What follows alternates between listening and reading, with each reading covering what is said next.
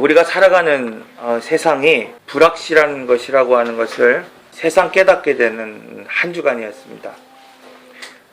초등학교 때부터 친구였던 철환이라고 하는 친구가 몇 달 전에 스스로 죽음의 길을 선택했다는 이야기를 듣고 참으로 많은 생각을 가졌습니다. 그리고 또 이틀 전에는 또 우리 임지사님이 갑자기 또 쇼크 때문에 병원에 또 가게 되는 그런 모습을 보면서 새삼 이 땅이 또 이 세상이 얼마나 이렇게 불확실한 곳인가를 깨닫게 되었습니다. 이처럼 우리는 이 세상에서 살아가면서 어떠한 일도 확신을 가지고 이야기할 수 없고 한치 앞도 어떠한 일이 일어날지 알 수 없는 그런 불확실한 곳에서 또 불확실한 그러한 시간 속에서 그런 불확실한 존재로 살아가고 있다는 사실입니다. 인생이 흔들리고 불안할 때 우리는 안전한 삶을 살기 위한 노력을 하게 됩니다. 그래서 건강이 좋지 않은 사람들은 건강을 좋게 하는 그러한 일들을 찾게 되고, 또 혹은 건강할 때, 또 건강을 잃어버렸을 때 흔들리는 가정과 삶을 지켜줄 수 있는 보험을 또 들기도 합니다. 그런가 하면 노후의 불안한 삶을 해결하기 위해서 많은 분들이 또 연금보험에 가입하거나 노후보험에 가입하는 경우도 있는 것을 보게 됩니다. 오늘 본문 또 고린도 후서 8장 9절에서는 이러한 불확실한 세상을 채우지 못하고 또 비울 수밖에 없는 우리의 삶을 채워주시고 부욕해 하시는 하나님에 대해서 말씀하고 있습니다. 오늘 본문뿐만 아니라 고린도 후서 8장 9절에는 이렇게 이야기하고 있습니다. 우리 주 예수 그리스도의 은혜를 너희가 알거니와 부요하신 이로써 너희를 위하여 가난하게 되심은 그의 가난함으로 말미암아 너희를 부요하게 하려 하심이라. 우리는 고린도 후서 8장 9절의 말씀을 통해서 이러한 불확실한 이러한 세상에서 우리가 왜 예수 그리스도를 믿어야 하고 오늘 본문의 말씀처럼 왜 예수 그리스도의 마음을 품어야 하는지 알 수 있게 됩니다.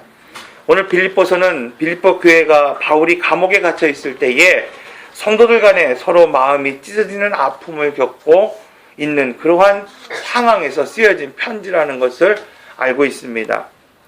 바울은 이런 분열의 위기 가운데에서 한 가지 처방을 하는데 그것이 바로 오늘 본문에 있는 말씀입니다.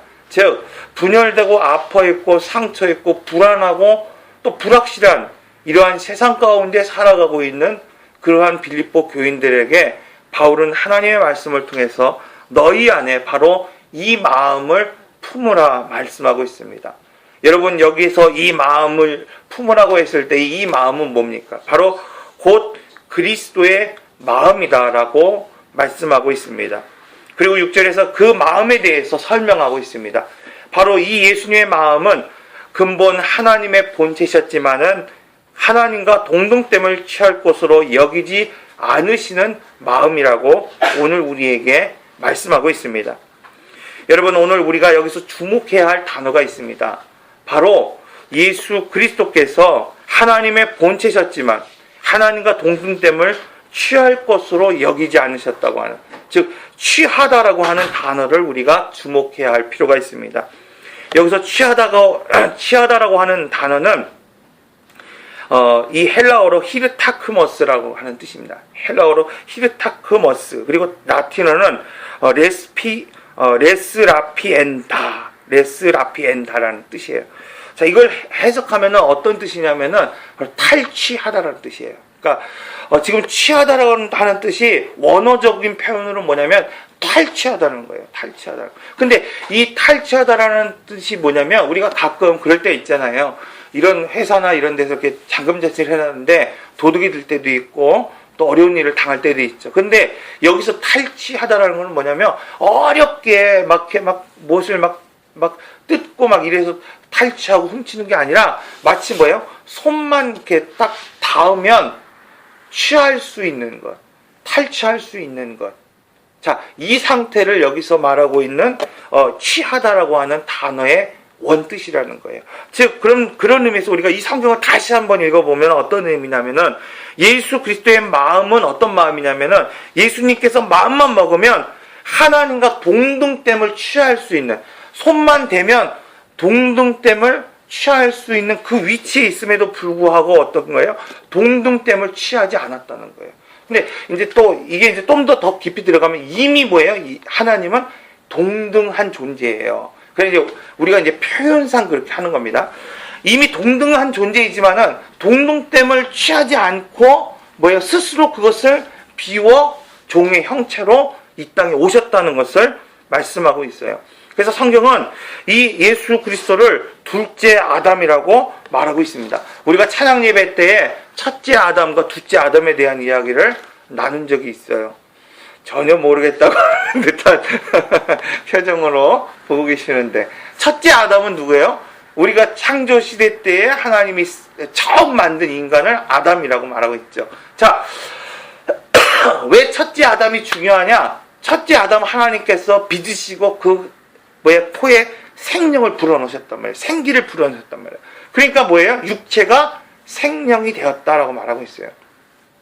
자, 이 아담은 하나님 앞에 명령을 받았어요. 모든 이 에덴 동산의 이 세상을 다스리고 또 정복하고 그것을 관리하라고 하는 명령을 받았어요. 그러나 단 한 가지 뭐예요? 생명의 나무, 생명수 나무는 뭐예요? 생명의 과실 나무는 뭐 하라는 거예요? 선악과는 어떻게 하는 거예요? 먹지 말라고 하는 말씀 받았다는 거예요. 자, 그런데 뭐예요? 스스로 그가 하나님과 동등되기 위해서, 하나님과 동등된 삶을 살기 위해서 어떻게 했냐면은 하나님의 말씀을 거역했다는 것을 알 수 있습니다. 오늘 우리가 그래서 이 아담을 대표하는 게 뭐예요? 죄를 대표합니다. 그래서 우리가 아무리 선하게 살아도 우리가 구원받을 수 없고 영원한 그런 지옥에 들어갈 수밖에 없는 형벌을 받게 되는 이유가 뭐예요? 바로 아담이 지은 원죄 때문에 그렇다는 거예요. 오늘 우리 안에는 우리는 모르지만 이 죄의 유전자가 들어가 있다는 거예요. 아담의 유전자가 들어가 있단 말이에요. 이 아담의 죄가 오늘 우리 삶 가운데 들어가 있다는 거예요. 그래서 뭐예요? 이것은 우리의 행위로 해결할 수 있는 부분이 아니라는 거예요. 자, 그래서 어떤 분들은 그런 분들이 있잖아요. 내가 이 땅에서 선하게 살면 내가 하나님 나라에 가서도 내가 구원받고 천국에 갈 수 있다라고 믿는 사람들이 있다는 거예요. 여러분, 죄라고 하는 것은 단순히 이 땅을 살아가면서 오늘 우리가 죄를 짓고 나쁜 일을 하지 않고 이런 것이 선한 게 아니라, 선과 악의 기준은 뭐예요? 우리가 예수 그리스도를 구주로 믿느냐 믿지 않느냐에 달려 있다는 거예요. 왜? 그 원죄를 해결할 수 있는 유일한 방법은 오직 예수 그리스도를 믿는 것 외에는 없다는 것입니다. 자, 그렇기 때문에 아담은 죄를 대표합니다. 그 죄로 인해서 아담은 뭐예요? 죽게 되었고, 또 아담의 후손인 오늘 우리는 역시 죽게 되었다는 거예요. 그래서 첫째 아담은 바로 이 죄를 또 죽음을 대표하는 사람으로 보여지고 있어요. 둘째로 예수님을 우리는 둘째 아담이라고 말해요. 이 둘째 아담은 첫째 아담과 대비되는 성격을 갖고 있습니다. 첫 번째로 이 첫 번째 아담이 죄를 대표했다고 한다면, 이 둘째 아담은 뭡니까? 하나님의 이 죄를 대속하신 희생의 양, 대속 제물을 상징하고 있다는 거예요. 그 예수 그리스도가 십자가의 대속 제물로 죽으심으로 말미암아 오늘 우리가 나음을 입고 오늘 우리가 구원을 얻었다는 것입니다. 둘째로 이 첫째 아담이 죽음을 대표했다고 한다면, 둘째 아담 예수 그리스도는 바로 오늘 우리를 대속하신 그 십자가의 사랑으로 인해서 그 보혈의 능력으로 말미암아 다시 부활하신 생명을 상징한다는 사실입니다. 이처럼 아담은 하나님이 창조하신 에덴에서 하나님과 동등되려 하는 유혹에 빠져 죄와 죽음을 대표하게 되었습니다. 그런데 예수 그리스도는 오늘 본문에서 마땅히 손만 대면 탈취할 수 있는 그러한 동등됨을 취할 수 있는 상황이었음에도 불구하고 하지 않았다고 말씀하고 있습니다. 오늘 본문은 자기를 비우고 동등됨을 취하지 않으신 그분이 우리를 구원할 뿐만 아니라 고린도후서 8장 9절에서의 말씀과 같이 우리를 무한한 영광과 지위와 신분을 가진, 그래서 전주에 말했던 로얄 패밀리로서 그분이 누리는 부요한 삶을 함께 누리는 부요한 자가 되게 하셨다고 말씀하고 있어요. 그래서 오늘 본문에서 우리가 지금 주목해야 되는 건 뭐냐면, 하나님이 오늘 우리를 구원하신, 하나님이 오늘 우리를 예수 그리스도의 보혈의 피로 구원하셨고 예수 그리스도의 마음을 본받으라고 말했을 때에 오늘 우리의 삶의 목적이 뭐냐는 거예요. 여러분, 오늘 우리가 구원받았다고 한다면, 예수 그리스도를 믿는 자라고 한다면 하나님이 오늘 우리에게 향하신 목적이 있을 거 아니에요. 여러분, 하나님의 아들 예수 그리스도를 이 땅에 보내신 목적이 뭡니까? 오늘 우리를 단순히 구원하고 오늘 우리를 하나님의 자녀로 삼는 것, 그 이상으로 오늘 본문은 바로 예수 그리스도의 마음을 품을 때에 우리가 부요한 자가 된다고 말씀하고 있어요. 여러분, 그런 의미에서 여러분의 십자가의 사건을 지금 기억하고 있습니까? 여러분, 오늘 우리가 나를 위하여 죽으시고 피 흘리신 예수 그리스도의 사건이 여러분의 삶 가운데에 지금 기념되고 있습니까?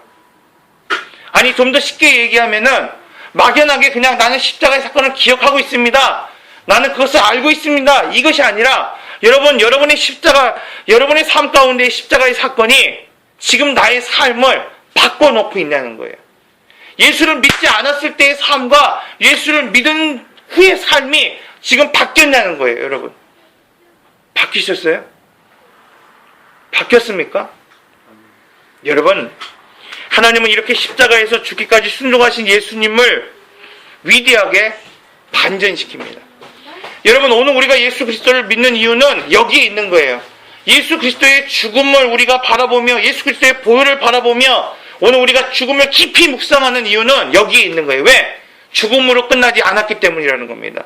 하나님께서 십자가에서 달려 죽기까지 자기의 모든 것을 취할 수 있고 하나님과 동등됨을 취할 수 있음에도 불구하고 십자가 아래서 죽음을 선택하시고 순종하신 이 예수 그리스도를 위대하게 반전시킨 사건이 바로 부활의 사건이라는 것을 우리는 알고 있기 때문입니다. 그러므로 여러분, 오늘 우리가 죽기까지 순종하신 이 예수 그리스도의 순종을 믿고 오늘 우리가 그분의 말씀대로 살아간다고 한다면 오늘 우리는 구원받을 뿐만 아니라 예수 그리스도의 이름과 같이 세상에 지극히 높은 그 모든 이름에 뛰어나게 하셨던 그 예수님과 같이 오늘 우리도 뛰어나고 정말 모든 사람에게 존귀함 받는 그런 로열 패밀리와 같은 삶을, 그런 부유한 삶을 살게 해주시겠다고 고린도후서 8장 9절과 오늘 본문을 통해서 우리는 하나님이 말씀하고 있다는 사실을 알아야 합니다. 그러므로 예수님을 믿는다는 것이 여러분 무엇입니까? 우리가 예수를 믿는다고 하는 것은 우리가 죽음에서 구원받을 뿐만 아니라 하나님이 예수님을 높이시고 부요케 하신 것처럼 우리도 부유한 삶을 살게 하시기 위함이라는 사실입니다. 그래서 오늘 하나님은 빌립보서 2장의 말씀을 통해서 우리가 부유한 삶을 살기 위해서 예수 그리스도의 마음을 품으라고 말하고 있어요. 자, 그렇다고 한다면 여러분, 오늘 이 예수님의 마음이 어떤 마음입니까? 오늘 본문은 바로 우리가 죽음을 인식하는 마음이라는 거예요. 죽음을 생각할 수 있는 마음이라는 거예요. 왜? 죽음을 인식할 때 바로 부유한 삶을 살게 된다고 말하고 있기 때문입니다. 우리는 누구나 피하고 싶지만 결코 피해갈 수 없는 것이 있습니다. 그것은 바로 내가 언젠가는, 그리고 반드시 나는 죽는다는 것입니다. 셀리 캐리건이라고 하는 교수가 있습니다.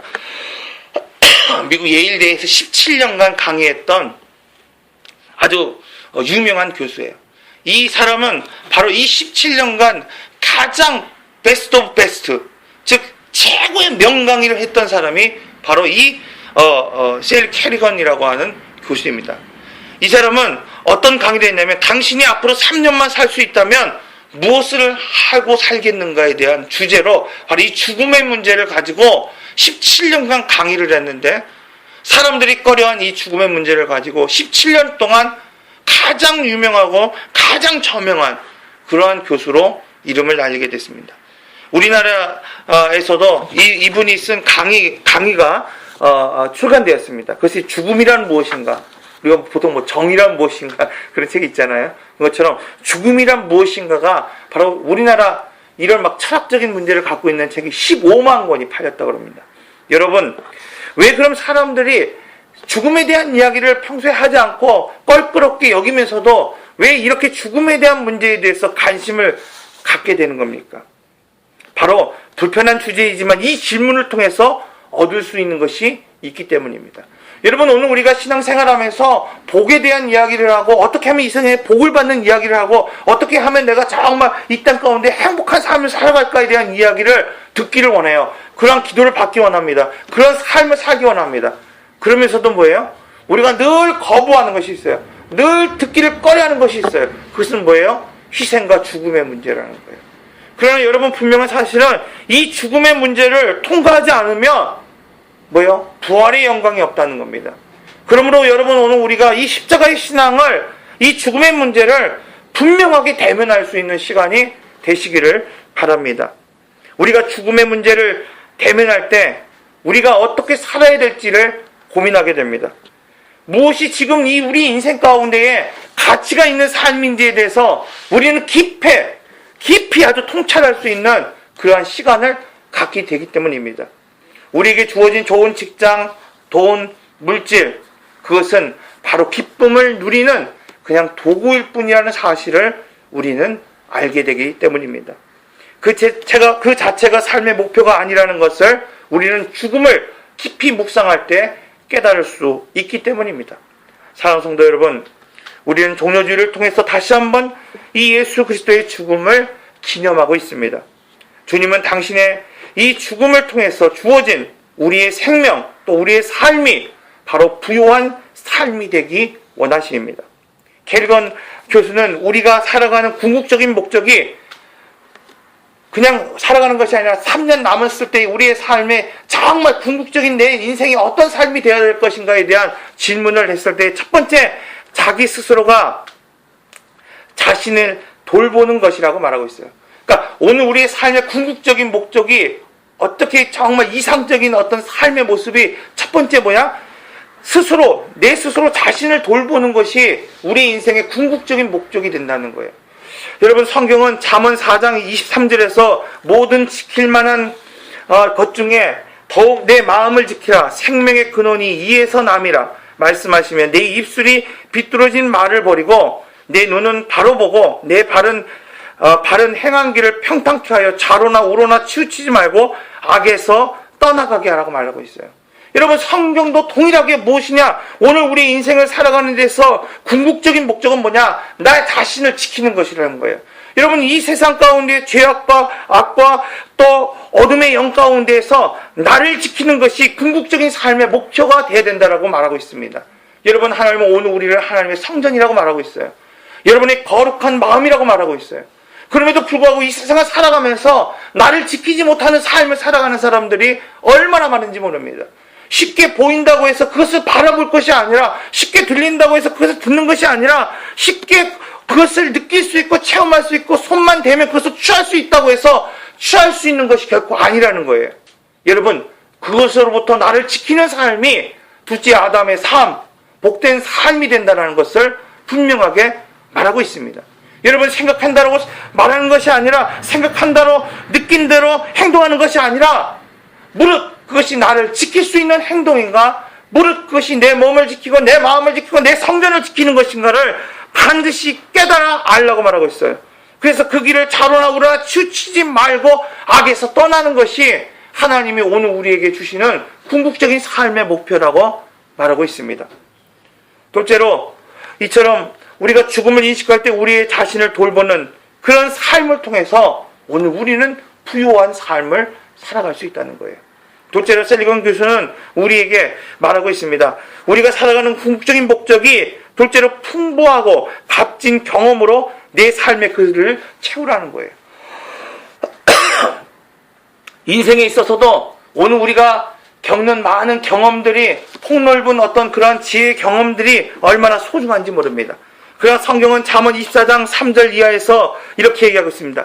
집은 지혜로 말미암아 건축되고 명철로 말미암아 견고케 되며 또 나의 방들은 지식으로 말미암아 각종 귀하고 아름다운 보배로 채워지게 되느니라. 여러분, 많은 세상의 사람들은 자기의 지식과 자신의 체험과 자신의 노력으로 인해서 자기의 인생의 건물이, 내 삶의 집이 채워진다라고 생각한다고 말합니다. 내 가정이 채워진다고 생각한다는 겁니다. 그런데 오늘 본문은 분명하게 얘기하고 있어요. 성경은 잠언 24장 3절 이하에서 집은, 여러분의 삶은, 여러분의 가정은, 여러분의 인생은 무엇으로? 하나님의 지혜로 말미암아 건축된다는 거예요. 그 안에 이 명철로 하나님이 주시는 지혜와 지식으로 말미암아 그것이 뭐예요? 견고케 되는 집이 있다는 거예요. 여러분, 우리가 잘 알고 있습니다. 견고한 인생이 있고 견고한 집이 있고 흔들리는 인생이 있고 흔들리는 삶이 있습니다. 여러분, 여러분의 인생은 견고한 삶입니까? 흔들리고 쓰러지기 직전에 그러한 집과 인생입니까? 하나님은 오늘 우리의 삶에 이러한 풍부한 지혜와 경험을 통해서 오늘 하나님의 말씀으로 오늘 하나님의 지혜로 오늘 우리의 가정과 오늘 우리의 삶과 오늘 우리 인생이 채워질 때에 견고하고 흔들리지 않는 가정으로 세워주시겠다고 말씀하고 있습니다. 여러분, 영혼 없는 육체는 짐승입니다. 오늘 우리가 예수 그리스도를 믿음으로 말미암아 생명이 되었던 것처럼 오늘 우리의 인생에 하나님의 영이 호흡될 때에 우리는 영의 사람, 하나님의 사람이 될 수 있는 거예요. 여러분, 하나님이 육체를 만들어 그 코에 생기를 불었을 때에 바로 동물과 다른 생명이 되었다고 말하고 있어요. 여러분, 이 세상을 살아가면서 많은 것들로 채우고 많은 것을 먹고 많은 것을 누리고 살아간다 할지라도 오늘 우리가 하나님의 영으로 살아갈 수 없는 이유는 여기에 있다는 거예요. 여러분, 세상에 많은 것들을 우리가 누리며 살아간다 할지라도 하나님의 영이 없는 사람은 부유한 삶을 결코 살아갈 수 없습니다. 그러므로 사랑하는 성도 여러분, 오늘 이 말씀과 같이 우리가 세상에 많은 것들이 있음에도 불구하고 오직 하나님의 영으로 채워지는 삶을 통해서 하나님의 지혜로 채워지는 삶을 통해서 우리의 가정을 세우고 우리의 육신을 세우고 우리의 삶을 세워가는, 그래서 우리의 삶이 지탱하는 능력이 바로 하나님께 있음을 고백하는 귀한 시간이 되시기를 바랍니다. 마지막으로 셀리켄 이 교수는 말하고 있습니다. 우리가 살아가는 궁극적인 목적 중에 가장 중요한 것은 바로 무엇이냐? 다른 이들의 삶을 윤택하게 하는 일이라는 거예요. 여러분, 인생을 마지막으로 남겨둔 사람들은 이제 뭐예요? 인생의 마지막에 삶을 두고 살아가는 사람들의 궁극적인 목적이 돼야 되는 것은 뭐냐면, 죽음을 바라보는 사람들의 궁극적인 목적이 돼야 되는 것이 뭐냐면은 바로 자기뿐만 아니라 남을 돌보는 삶을 살아가는 삶이 바로 인생의 아름다운 삶이라고 셀리켄 교수는 말하고 있어요. 주님은 오늘 본문을 통해서 그리고 고린도후서 8장을 통해서 그분의 삶을 통하여 우리를 구원하실 뿐만 아니라 그분의 죽으심과 희생을 통하여서 우리를 부욕케 하셨다고 말하고 있습니다. 즉 그분의 삶은, 주님의 삶은 자기의 삶을 윤택하게 할 뿐만 아니라 자기의 삶이 정말 희생되고 죽게 되고 십자가의 지심으로 말미암아 그 보혈의 피가 우리를 부욕케 하셨다고 분명하게 말씀하고 있습니다. 마태복음 22장 37절에서 40절에 보면 예수님께서 이르시되 내 마음을 다하고 목숨을 다하고 뜻을 다하여 바로 주 너의 하나님을 사랑하라 하셨습니다. 이것이 가장 크고 첫째 되는 계명이라고 말하고 있어요. 둘째도 그와 같으니 내 이웃을 내 자신과 같이 사랑하라고 말하고 있습니다. 이 두 계명이 온 율법과 선지자의 강령이라고 말하고 있어요. 여러분, 성경을 요약하면 첫째, 내 하나님을 사랑하라는 거예요. 둘째로 뭐예요? 내 이웃을 내 몸과 같이 사랑하라는 거예요. 이것이 뭐예요? 율법이요 선지자의 강령이라고 말하고 있습니다. 예수 그리스도를 오늘 우리가 믿는다고 한다면 오늘 우리는 첫째, 하나님을 정말 목숨과 뜻을 다하여 바로 주 하나님을 사랑할 수 있는 마음이 오늘 우리 안에 있어야 합니다. 둘째로 여러분 옆에 있는 자녀들과 여러분과 함께하는 이웃들을 사랑할 수 있는 마음이, 어떻게 내 몸과 같이 사랑할 수 있는 마음이 우리에게 있어야 된다는 거예요. 여러분, 바울은 로마서 15장 1절에 3절에서 이렇게 말합니다.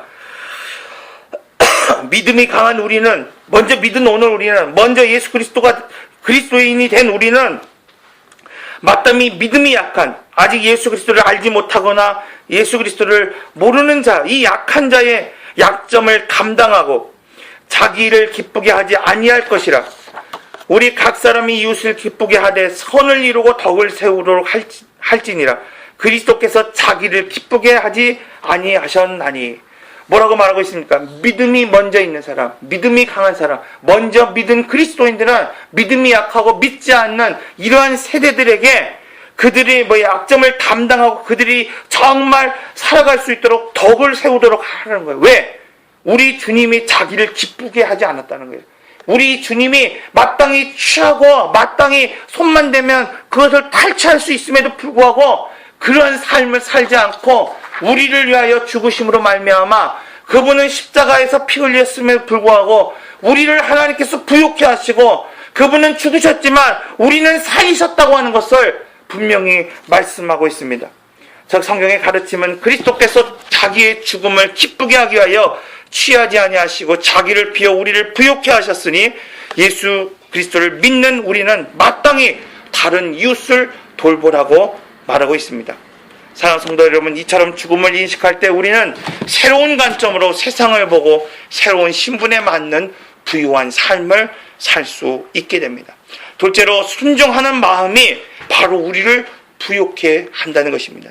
첫 번째는 오늘 우리가 죽음을 직면하는 그러한 마음과 그러한 시각과 그러한 마음이 우리를 부욕해 한다고 한다면 오늘 본문을 통해서 순종하는 마음이 바로 우리를 부요한 자가 되게 한다고 말하고 있습니다. 빌립보서 2장 9절은 많은 신학자들이 위대한 반전이 있는 복음이라고 말하고 있어요. 왜? 바로 이 빌립보서 2장 9절에서 하나님이 예수 그리스도를 비하하고 하나님께서 예수 그리스도를 낮추시고 하나님께서 예수 그리스도를 죽기까지 낮추셨던 그 사건을 반전시키는 거예요. 이러므로 예수 그리스도를 영광의 자리로 올리셨고 가장 뛰어난 자리로 모든 하늘에 있는 것과 땅에 있는 것과 땅 아래에 있는 모든 것들이 뭐예요? 그 무릎이 예수 그리스도에게 무릎 꿇게 하셨다라고 선포하고 있기 때문이라는 거예요. 둘째 아담이셨던 예수님이 영광스러운 자리에서 그 영광을 취할 수 있으셨지만 그것을 버리고 십자가에 죽기까지 낮아지시고 순종하셨으므로 하나님은 예수 그리스도를 생명을 얻는 오늘 우리가 예수님의 삶을 이러한 예수님의 삶을 본받기를 원하십니다. 십자가에서 하늘의 미랄이 되어 죽으셨으므로 놀라운 열매를 맺었던 것처럼 오늘 우리의 영적인 공동체 안에서도 또 오늘 우리의 삶에서도 이러한 예수 그리스도의 희생과 섬김의 모습들이 오늘 우리에게 나타나기를 원하신다는 사실입니다. 성경의 역사를 보면은 언제나 결국은 기다리는 사람이 또 순종하는 사람이 복을 얻고 약속을 누린다는 것을 보게 됩니다.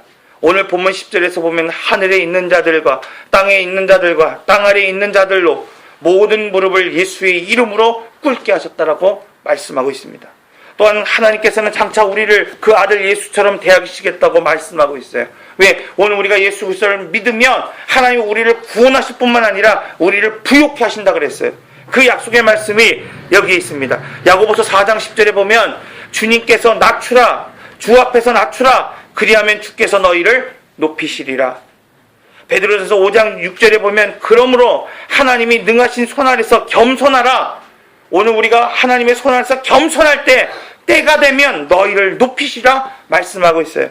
여러분 구약 사무엘 하 22장 49절에서는 나를 원수에게서 이끌어내시며 나를 대적하는 자 위에 나를 높이시고 나를 강포한 자에게 건지시겠다고 약속하고 있습니다. 그런데 우리는 왜 자꾸만 스스로 무엇인가 하려 하고 있습니까? 여러분 세상에 인생에 정답을 갖고 살아가는 사람처럼 위험한 사람이 없습니다. 정답을 알고 살아가는 것처럼 여기지만 많은 사람들이 남을 죽이고 자기가 잘났다고 여기며 교만한 삶을 살아갑니다. 그러나 인생의 과정은 어떠하든지 상관없이 구원만 받으면 된다고 여기며 살아가는 사람들이 있다는 거예요. 여러분 오늘날 왜 기독교가 왜 오늘날 이 교회가 정말 험한 소리를 듣고 존경받지 못하는 그러한 타락한 종교의 모습을 가지고 여기며 세상 사람들이 바라봅니까? 오늘 우리의 삶은 어떠하든지 상관없다는 겁니다. 오늘 우리의 과정은 어떠하든지 상관없다는 겁니다. 오늘 우리에게는 정답이 있기 때문에 그래요. 예수 그리스도를 믿으면 우리는 구원받기 때문에 우리에게 주어진 이 삶을 어떻게 살든지 상관없다고 여기는 사람들이 있다는 것입니다.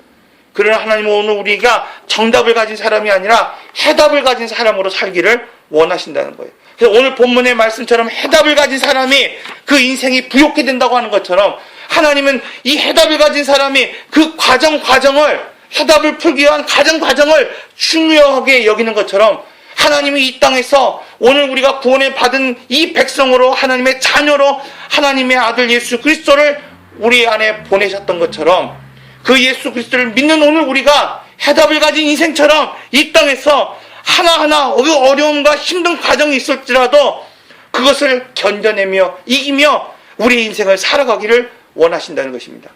여러분, 껄끄럽지만 여러분의 삶 가운데 죽음의 문제를 직면하시기를 바랍니다. 내가 어리거나 젊거나 상관이 없는 것 같아요.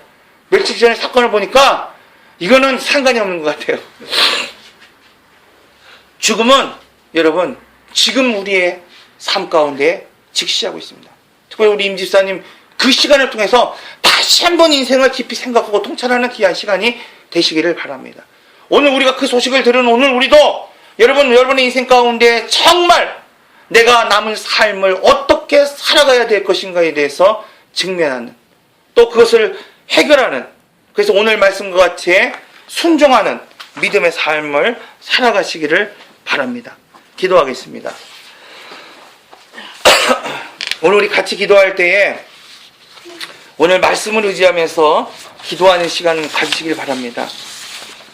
오늘 말씀처럼 오늘 우리가 죽음을 인식할 때에 바로 부유한 인생이 된다고 말하고 있습니다.